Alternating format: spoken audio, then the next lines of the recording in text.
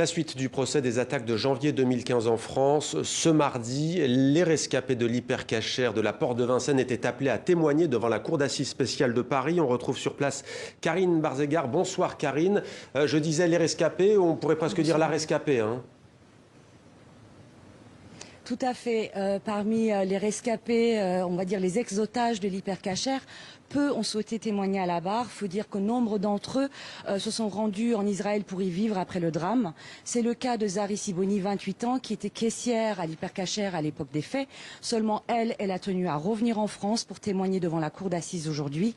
Elle a pu ainsi raconter comment ce vendredi 9 janvier 2015, Hamidi Koulibaly est entré vers 13h dans l'hypercachère armé de fusils, de balles et de dynamite, et comment en l'espace de 16 minutes, il a tué 4 hommes, tous juifs.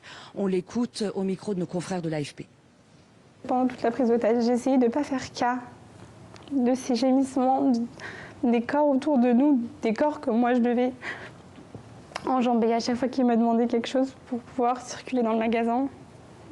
L'odeur, cette odeur de poudre, de fer, du sang qui a coagulé. Bref, c'était les 4 heures les plus horribles de toute ma vie.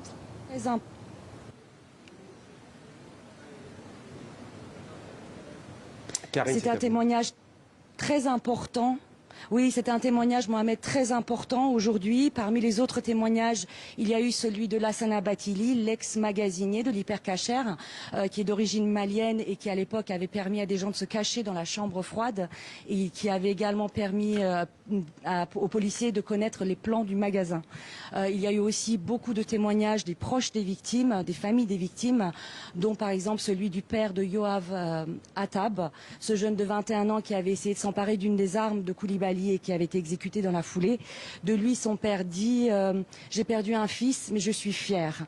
Ce père qui est directeur d'école juive à Tunis et qui est aussi rabbin des Tunisiens de France, il a également dit, et là je le cite, « Les musulmans à Tunis, ils ont tous pleuré avec moi. Je n'ai pas à dire, c'est mes frères ».